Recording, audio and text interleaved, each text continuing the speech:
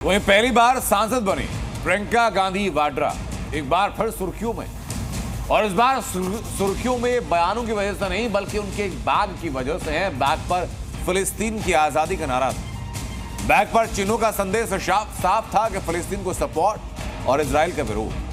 Bag से प्रियंका संदेश देना किसको चाहती है? फिलिस्तीन का बैग देखकर बीजेपी ने कांग्रेस पर आरोप तुष्टिकरण का क्यों लगाया और क्यों उस पर सियासत है, इस रिपोर्ट में जरा देखिए।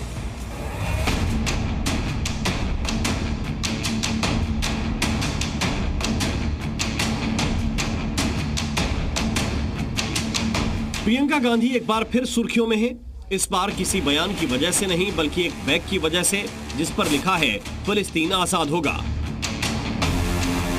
प्रियंका का बैग देखते ही देखते राजनीतिक गलियारों में चर्चा का विषय बन गया। बीजेपी ने बैग को तुरंत मुद्दा बनाया। प्रियंका और कांग्रेस पर तुष्टीकरण का आरोप लगाने के साथ निशाना साधते हुए कहा कि गांधी परिवार तुष्टीकरण का झोला हमेशा ढोता रहा है। हजारों ब्रांड हैं बैग के, हजारों लाखों हो सकते हैं। इसके बाद उस बैग पे फिलिस्तीन लिखा है, तो मुझे लगता है मुस्लिम वोटों की तुष्टीकरण के लिए ये एक संदेश देने का प्रयास किया है। प्रियंका के बैग पर फिलिस्तीन के प्रतीक चिन्ह बने हैं, जो फिलिस्तीन की पहचान दिखाने के साथ ही इजराइल के विरोध को भी दर्शाता है। ऑलिव के तने यानी फिलिस्तीन की जमीन पर कब्जा खत्म करने का मैसेज। वाटरमेलन इमोजी यानी फिलिस्तीन के झंडे का प्रतीक 1967 में इजराइल ने बैन किया। कैफिया ब्लैक एंड व्हाइट पैटर्न आजादी का प्रतीक है।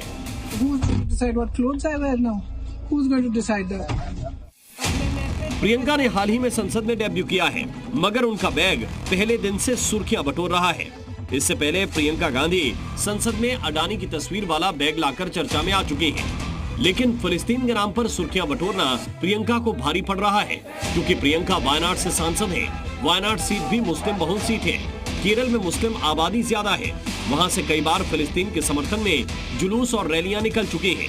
इसलिए प्रियंका के बैग से कई सियासी संदेश के कयास लगाए जा रहे हैं। फिलहाल प्रियंका ने बैग को सिर्फ अपने पहनावे से जोड़ा है, लेकिन बीजेपी इस बैग को एक सियासी संदेश के रूप में देख रही है और प्रियंका गांधी पर हमलावर है।